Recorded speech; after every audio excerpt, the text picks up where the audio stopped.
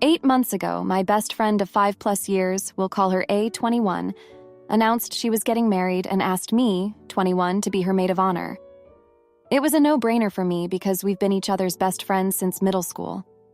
We spent months looking at wedding dresses, bridesmaids' dresses, decorations, color schemes, going over the guest list, etc. At this point, everything was running smoothly, and we were on great terms.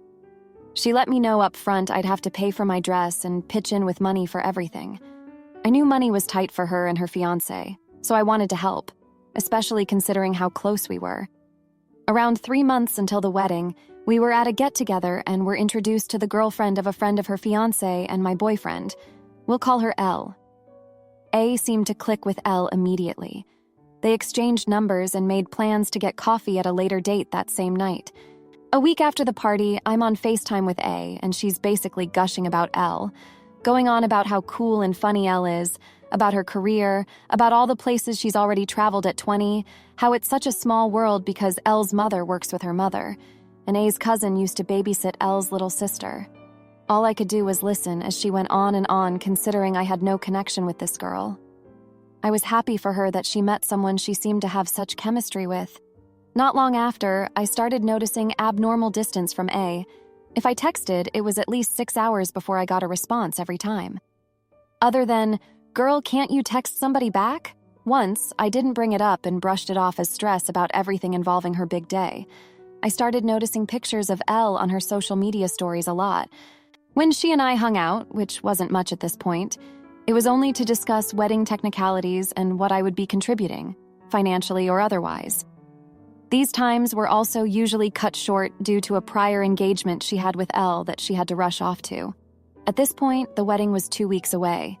The morning of her bachelorette party, which I took the liberty of paying and throwing for her, something gave me the idea to ask if Elle was going to be a bridesmaid. She looked at me as if she had some mad news to tell me. "I've been thinking about this for a while, and I'm sorry I haven't told you sooner. I'm making Elle my maid of honor." Obviously, I was pissed, but I took this news with a smile as to not ruin the day for her. Later that day at the party, I watched as A stood up with Elle and introduced her as her maid of honor. Most everyone clapped, but a few of our friends looked at each other and then at me. Everything about this went through me, so I stormed out. I haven't seen A in 2 months or had a real conversation about what happened. I'm conflicted about whether or not I'm completely in the wrong. Please let me know your thoughts on this. Thanks. Now for a few comments before the update. Comment 1. Girl's first mistake was pitching in for someone's wedding. If they cannot afford to get married, they shouldn't be. Second mistake was paying for the bachelorette party for someone that couldn't even text you back. You need a shiny spine, so maybe start with getting the money back you paid for the wedding and the bachelorette party. Get a spine as soon as possible. Comment 2. Not the idiot. She asked you to be her maid of honor, and after all the groundwork was laid, she replaced you without a second thought, with no regard for your feelings. Friends don't do this, especially if she was your best friend. This sucks that she did this to you. Please know that this girl is not your friend. Now for the update. Hey everyone, thanks for reading. So, a week after the bachelorette party, I got a text from A asking if we could meet up and talk. I was hesitant, but agreed. We met at our favorite coffee shop, and she started by apologizing for how things went down. She said she didn't handle the situation well and felt terrible about it. I could see she was genuinely upset, but I was still hurt. I told her how much it hurt to be replaced without any warning, especially after all the time and money I had invested in her wedding. She listened and apologized again, saying she got caught up in the excitement of her new friendship with Elle and didn't think about how it would affect me. We talked for a while, and I could see she was sincere, but I still felt a bit wary.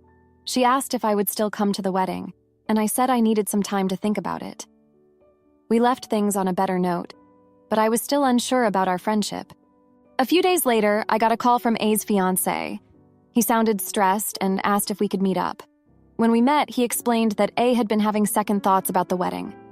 She was feeling overwhelmed and unsure if she was making the right decision. He asked if I could talk to her and help her sort through her feelings. I was surprised but agreed to help. I met with A again, and we had a long, honest conversation. She admitted she was feeling a lot of pressure and wasn't sure if she was ready for such a big commitment. She also confessed that her friendship with Elle had been a way to escape from the stress of the wedding planning. I could see she was struggling, and I felt for her. I told her it was okay to have doubts and that she needed to be honest with herself and her fiancé. Over the next few days, A and her fiancé had several heart-to-heart talks. They decided to postpone the wedding and take some time to work on their relationship. It was a tough decision, but they both felt it was the right thing to do. A thanked me for being there for her and helping her see things more clearly. I felt a sense of relief and was glad I could help, but I still had mixed feelings about our friendship. During this time, I also had to deal with the fallout from the postponed wedding.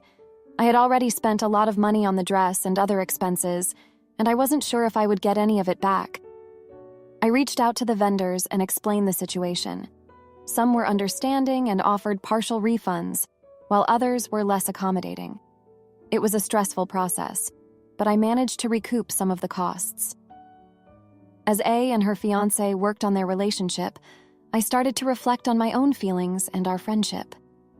I realized that I had been putting a lot of my own happiness and self-worth into being her maid of honor. I needed to focus on my own life and not let her decisions affect me so much. I started spending more time with other friends and pursuing my own interests. It was a liberating experience, and I felt more balanced and in control of my life. A few weeks later, A reached out to me again. She said she and her fiancé were doing much better and had decided to go to couples therapy. She also wanted to apologize again for how she handled things with Elle and asked if we could start fresh. I appreciated her honesty and willingness to make amends, but I told her I needed more time to rebuild our trust. She understood and said she would give me the space I needed. As I continued to focus on my own life, I started to see things more clearly. I realized that A's actions, while hurtful, were not entirely malicious. She was dealing with her own issues and made mistakes along the way.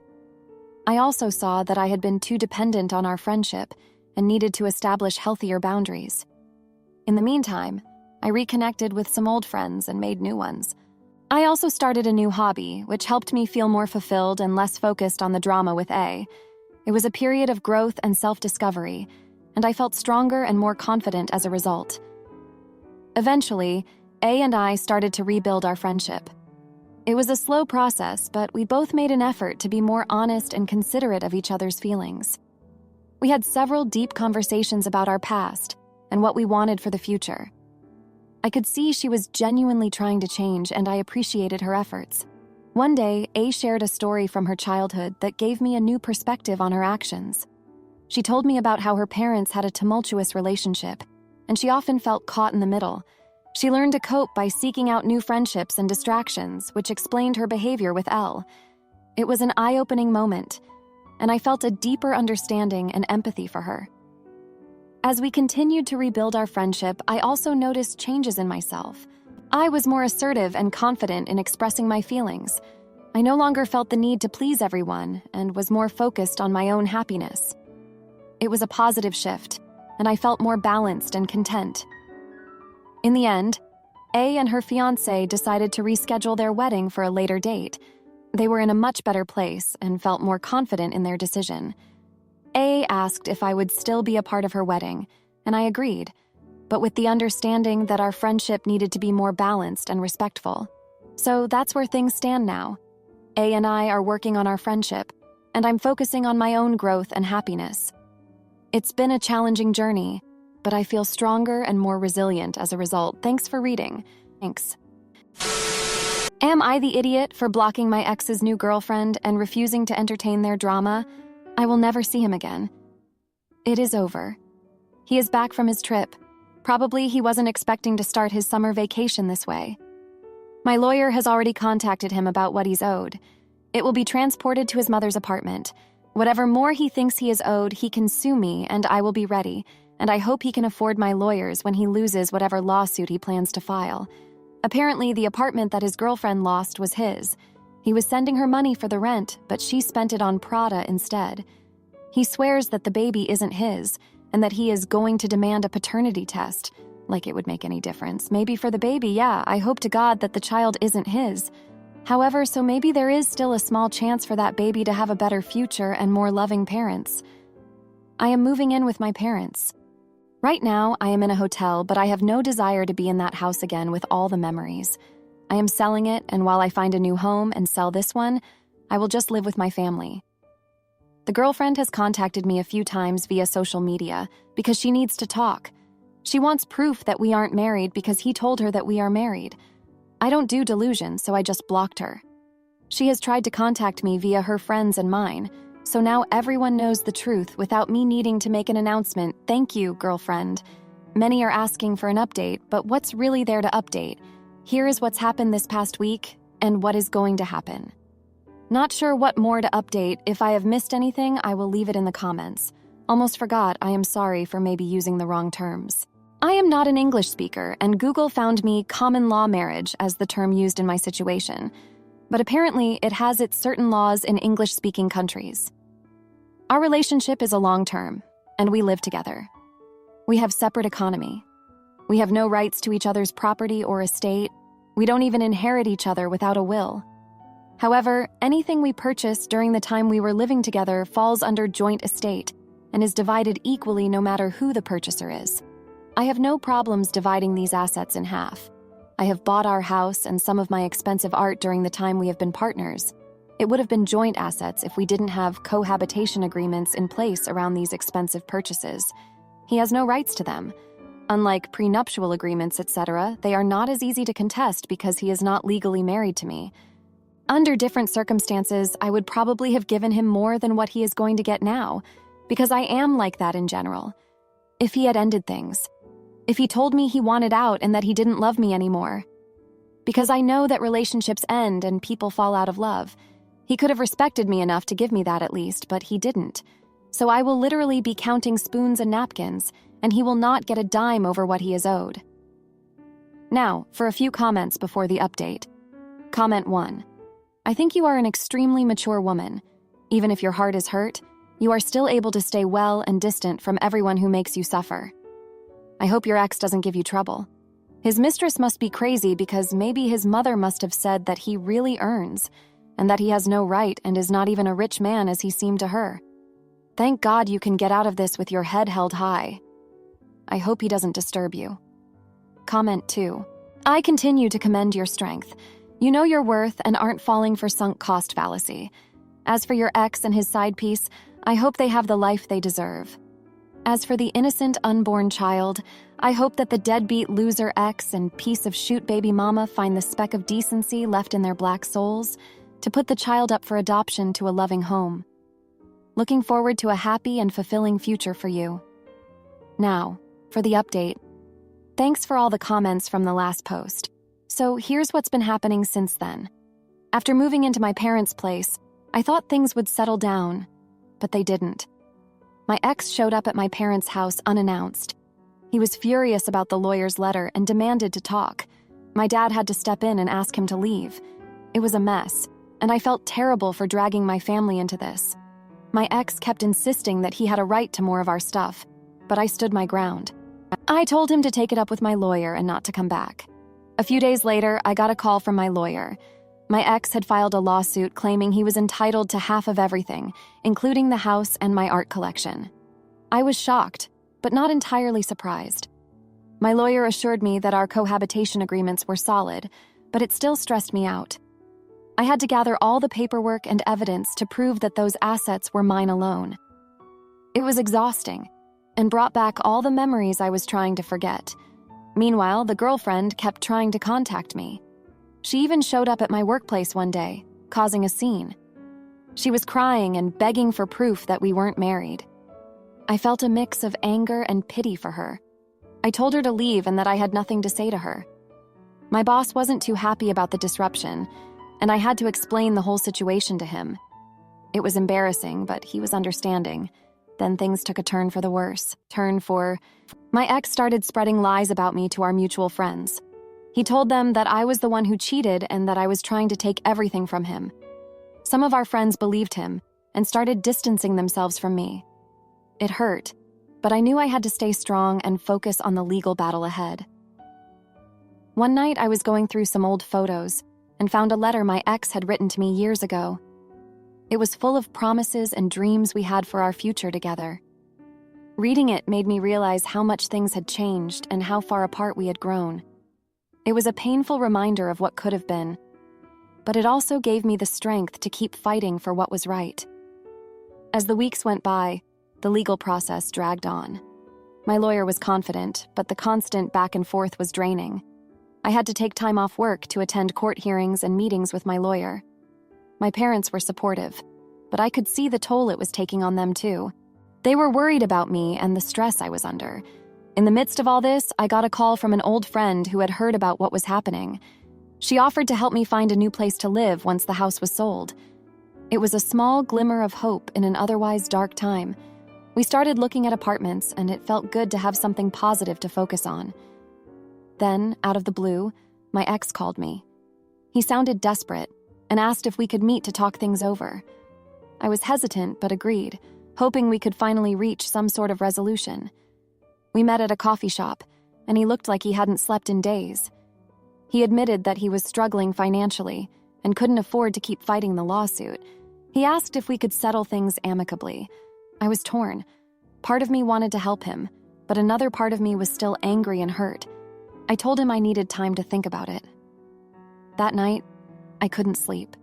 I kept replaying our conversation in my head and wondering if I was making the right decision. I knew that settling would mean giving up some of what I was entitled to, but it would also mean an end to the constant stress and legal battles. The next day, I called my lawyer and told him about the meeting. He advised me to be cautious, but said that a settlement could be a good option if it meant avoiding a lengthy court battle. We discussed the terms, and I decided to offer my ex a fair but firm settlement. It wasn't as much as he wanted, but it was more than he would get if he lost the lawsuit. When I met my ex again to discuss the settlement, he seemed relieved. We went over the terms, and he agreed to them. It was a bittersweet moment. I felt a sense of closure, but also a lingering sadness for what we had lost. We signed the papers, and I walked away feeling like a weight had been lifted off my shoulders. With the legal issues finally behind me, I focused on finding a new place to live. My friend and I found a cozy apartment in a nice neighborhood, and I started the process of moving in. It felt like a fresh start, and I was excited to begin this new chapter of my life.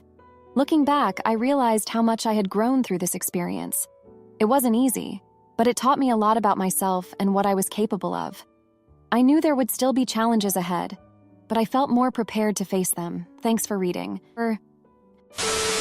Am I the idiot for refusing to attend my brother's wedding after his fiancée tried to cut me out of his life? Family dynamics are always complicated, and mine is no exception. I am a 28-year-old female with a younger brother, Alex, who is 26 years old. Alex has always been my best friend, and we were inseparable growing up, sharing everything from toys to teenage secrets. Our bond remained strong as we entered adulthood. However, everything changed when Alex started dating his now fiancée, Emily, who is 25 years old. At first, I was thrilled for Alex and excited to get to know Emily better. However, as time went on, I started noticing things about Emily that made me uncomfortable. She would make snide comments about my appearance, belittle my accomplishments, and constantly compete with me for Alex's attention. Whenever I addressed these issues with Alex, he would brush them off, saying I was overreacting or misinterpreting her intentions. One incident that stands out happened at a family gathering last Christmas. I had just received a promotion at work and was excited to share the news. However, Emily interrupted me and began talking about her own job, overshadowing my moment. When I later expressed my feelings to Alex, he accused me of being jealous and trying to steal Emily's spotlight. Despite these issues, I tried to maintain a cordial relationship with Emily for Alex's sake. However, things took a turn for the worse when Alex announced their engagement.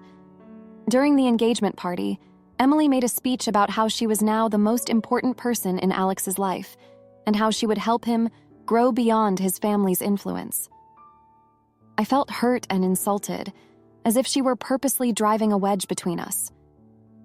In the months leading up to the wedding, Emily's behavior became even more unbearable. She would exclude me from wedding planning, make passive-aggressive comments about my single status, and even tried to change the wedding date to a day when she knew I had a major work event. I felt pushed out of my brother's life, and no matter how much I talked to Alex about it, he remained blind to Emily's manipulations. A few weeks ago, I reached my breaking point. Emily sent out wedding invitations without including me in the bridal party, despite my expectation and initial understanding that I would be a bridesmaid. When I confronted Alex about it, he admitted that Emily didn't want me in the wedding because she felt I would bring negative energy. I was devastated. I told Alex that I couldn't support a marriage where I felt unwelcome and disrespected. I said I wouldn't attend the wedding if things remained as they were. Alex was furious, accusing me of trying to ruin his happiness and being selfish. Our conversation ended with him telling me not to bother coming at all if I couldn't be happy for him. Since then, my family has been divided. My parents understand my feelings, but think I should still attend the wedding for Alex's sake. Some relatives believe I am overreacting and should just put up with Emily for the day. Others think Emily's behavior is unacceptable and that Alex is being unreasonable. I'm torn. On one hand, I love my brother and want to be there for him on his special day. On the other hand, I feel disrespected and unwelcome, and I don't think I should have to endure Emily's behavior. Am I the jerk for not wanting to attend my brother's wedding because of his fiancé's behavior? Now, for a few comments before the update. Comment 1. I think you're the jerk for throwing a fit about not being in the wedding party. If Alex wanted you as part of his side of things, great. But the bride is entitled to have her own family and friends as her bridesmaids. However, you're not the jerk at all for being upset about the wedge being driven between you and your brother. She's doing it deliberately, so your best course would just be to ignore her and carry on with your own life. Call your brother and text him and just have conversations with him and leave Emily out of it. You don't have to talk negatively about her to your brother. Odds are he's going to find out what a witch he married soon enough. Comment 2. Everyone sucks here. You don't get to dictate who she asks to be a bridesmaid, and given you don't like each other, it's common sense not to ask you.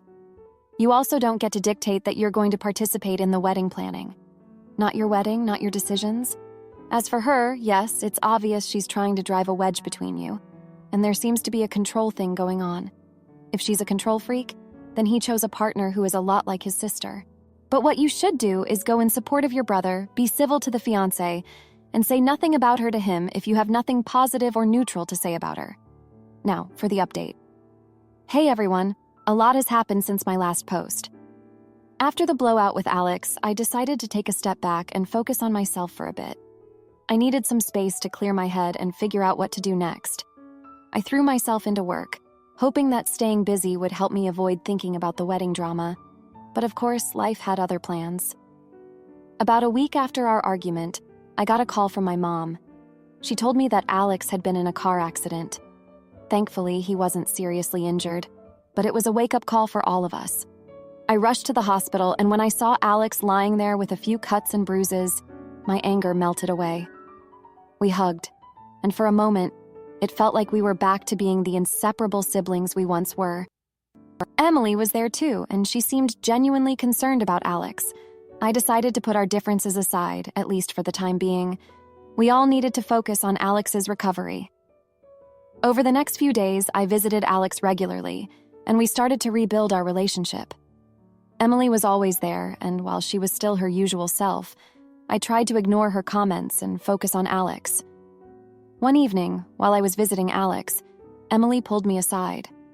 She apologized for how things had been between us and said she wanted to start fresh. I was skeptical, but I agreed. I wanted to believe that we could find a way to coexist for Alex's sake. For a while, things seemed to be improving. Emily included me in some of the wedding planning, and we even had a few moments where we got along. But then, about a week before the wedding, Emily dropped a surprise. She told me that she and Alex had decided to move to another city right after the wedding. They hadn't told anyone yet, not even our parents. I was shocked and hurt. It felt like Emily was trying to take Alex away from me and the rest of our family. I confronted Alex about it, and he admitted that it was true. He said they wanted a fresh start, and that the move would be good for their relationship. I felt like I was losing my brother all over again. I tried to talk to him, to make him see how much this decision was hurting our family, but he was adamant. He said he needed to do what was best for his future with Emily. I felt helpless and betrayed. The day of the wedding arrived, and I was a mess of emotions. I decided to go, despite everything, because I couldn't bear the thought of not being there for Alex. The ceremony was beautiful, but I couldn't shake the feeling that I was losing my brother. During the reception, Emily made another speech, this time about their upcoming move. Our parents were blindsided, and I could see the hurt in their eyes. After the wedding, I tried to talk to Alex one last time. I told him how much I loved him and how much I would miss him. He hugged me and said he loved me too, but that he had to follow his heart. I knew then that there was nothing more I could do. In the days following the wedding, the reality of Alex's move began to sink in. Our parents were devastated, and I felt a deep sense of loss. I tried to focus on the positive, reminding myself that Alex was happy and starting a new chapter in his life. But it was hard to shake the feeling that Emily had won, that she had succeeded in driving a wedge between us. Looking back, I realized that there were signs all along that Emily was trying to isolate Alex. I remembered a conversation we had years ago, before Emily was in the picture. Alex had confided in me that he always felt overshadowed by our family, that he wanted to find his own path. I think Emily played on those insecurities, convincing him that moving away was the only way to truly be happy. I also thought about my own role in all of this. Maybe I had been too protective of Alex, too unwilling to let him grow and make his own decisions. It was a hard pill to swallow, but I knew I had to accept it. As I write this, Alex and Emily are settling into their new home. We've talked a few times, but it's not the same. The distance, both physical and emotional, is evident. I miss my brother, but I know I have to let him live his life. Thank you for reading. If you like this video, you'll probably like these too. Also, while you're here, please consider subscribing. It's your support that keeps this channel alive and allows me to make better and longer videos. Have a great day.